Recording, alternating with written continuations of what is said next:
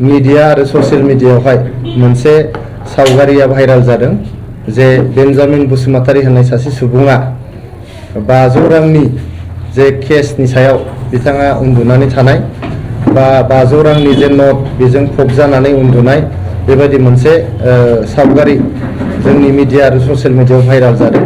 दा बे फट'आ जोबोद मोनसे गोजाम फट' थेवब्लाबो जोंनि उदालगुरि डिस्ट्रिक्ट कमिटि UPPL-आ बे सावगारिखौ मोननायनि उनाव जोंनि जे हरिसिङा ब्लक कमिटिनि कमप्लेननि सायाव जोंनि उदालगुरि डिस्ट्रिक्ट कमिटि UPPL-आ जोंनो मोनसे कमप्लेन लेटार हरदोंमोन। बे कमप्लेन लेटारनि सायावनो सेन्ट्रेल कमिटिनि डिसिप्लिनारि कमिटिनि रेकमेन्डेशन मथे UPPL-नि मिरु कमिटिया बिथांखौ 10 जानुवारि 2024 मायथाइयावनो बिथांखौ हानजानिफ्राय होखारनाय जादों। हानजानिफ्राय बिथांखौ रिलिज खालामनाय जादों। लोगोसेयै जोंनि BTR सरकारखौहाय जों खावलायदोंमोन जिहेतु बियो मोनसे पाब्लिक फिगारनि सासे पाब्लिकनि हाबा मावग्रा मानसिनि बियो कन्डाक्ट जानो हाया। रांखौ बबेनिफ्राय मोनदों बे इम्पर्टेन्ट नङा, किन्तु बिथाङा बेबायदि मोनसे सावगारि लानानै जे दिनै समाजनि गेजेराव गावनि जे इमेज बे इमेजखौ नष्ट खालामनानै लाबाय, गावनि सायाव जे रायजोनि फोथायनाय दं बेखौ खोमानानै लाबाय। बेनि थाखायनो जोङो बेखौ 10 जानुवारियावनो जोंनि UPPL-नि प्राइमारि मेम्बारशिपनिफ्राय बिथांखौ होखारनाय जादों। लाइजामा नैबेनो, नोंथांमोना नायनो हागोन, नोंथांमोननो बयनोबो हरनायबो जागोन। आरो लोगोसे जोंनि लाइजामनि सायाव सोनारनानैनो BTR सरकारा बिथांखौ 10 फेब्रुवारि 2024 मायथाइ दिनै मार्च दाननि बेसेबां जाखो 27 मार्च दिनैनिफ्राय दान मोनसेनि सिगां 10 फेब्रुवारियावनो बिथांखौ भैरबकुंडी BCDC चेयारमेन पस्टनिफ्राय बिथांखौ होखारनाय जादों। बिथांनि जायगायाव बेनि भाइस चेयारमेन हेमन्त राभा होननाय बिथांखौहाय बिबान होनाय जादों। आरो बिथां बेन्जामिन बसुमतारिया जोंनि UPPL हानजाजों आरो भैरबकुंडी BCDC-जों जेबो लोब्बा गैलिया, बिथाङा सोमोन्दो गैलिया। जायफोर सुबुंफ्रा दिनै नैबे सावगारिखौ लानानै जोंनि UPPL-नि जे मान सन्मान, जोंनि UPPL-नि इमेजखौ गाज्रि खालामनो नाजादों, बे गाज्रि खालामनो नाजानाया बिथांमोना फेलें जागोन। मानो होनबा बेन्जामिन बसुमतारिनि सायाव जों गोख्रों एक्सन लादों।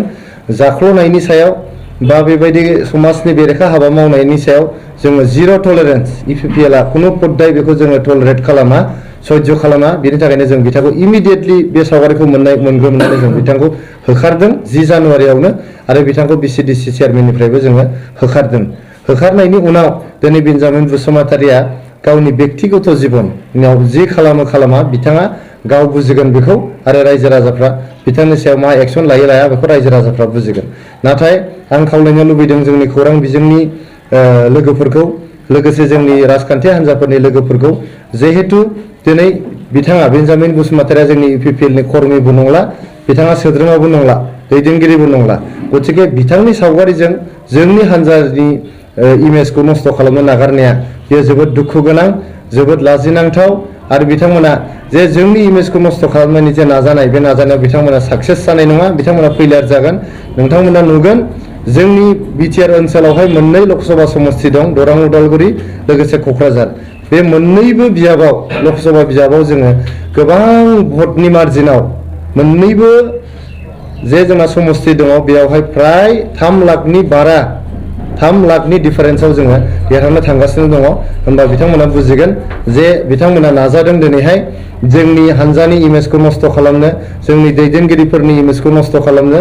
नाथाय दिनै रायजो राजाफ्रा जोंनि UPPL हान्जाजों दङ, जोंनि BTR सरकारजों दङ, जोंनि प्रमद बर' सारखौ बयबो फोथायो, जोंनि गबिन्द बसुमतारी सारखौ बयबो फोथायो, जोंनि UPPL-नि दैदेनगिरि UG ब्रह्म बिथां, रोंगोरा नार्जारी बिथांमोननि सायाव गोग्गोम फोथायनाय दं। बेनि थाखायनो जोंनि रायजो राजाफ्रा बयबो ज' हान्जा UPPL हान्जाजोंनो दंफाजोबो। गतिके नैबे मोनसे सावगारिखौ लानानै दिनै जोंनि हान्जाखौ जे बदनाम खालामनायनि सेस्था, बे सेस्थाया फेलें जागोन। आरो आं खावलायनो लुबैदों खौरां बिजोंनि लोगोफोरखौ, नोंथांमोना जाहाथे बे सावगारिखौ लानानै जोंनि हान्जाजों लिंक खालामा, बेखौनो आं खावलायदों।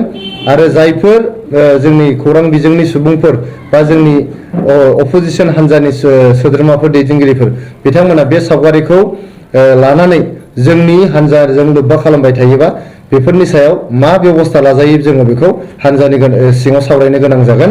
आरो जिखुनु एक्सन लानो थाखाय जोङो थियारि जानानै दङ। समाजारि बिजोङाव जिहेतु बे भाइरेला जागासिनो दङ माखासे समाजारि बिजोङाव दिनै नैबे भिडिअ भाइरेला ओंखारगासिनो दं दिनैसिम ओंखारगासिनो दं नाथायबा बेयावहाय नोंथांमोना सानो नामा सोरबा पलिटिकेल राजखान्थि हान्जानि खैसार दङ नामा बे सावगारिया आं मिथिनाय मथे आं खोनानाय मथे जोबोद गोजाम सावगारि जोंनिसिमबो गोबां सिगांनो सौफैदों सौफैनाय लोगो लोगोनो जों एक्सनखौ लादों एक्सनखौ लानानै बिथांखौ जों हान्जानिफ्राय होखारदों आरो बिथांखौ बिसिडिसि चेयारमेननिफ्रायबो जों होखारदों गतिके दिनैहाय बे गोजाम मोनसे सावगारिखौ लानानै नैबे बिसायख'थिनि समाव सोरबा खाबु फलान सुबुंफ्रा मेइनलि जोंनि अपोजिसन हान्जानि सुबुंफ्रा दिनै जोंनि इपिपिएल हान्जानि इमेजखौ नस्थ' खालामनो नाजानाया जोबोद दुर्भाग्यजनक जोबोद दुखु गोनां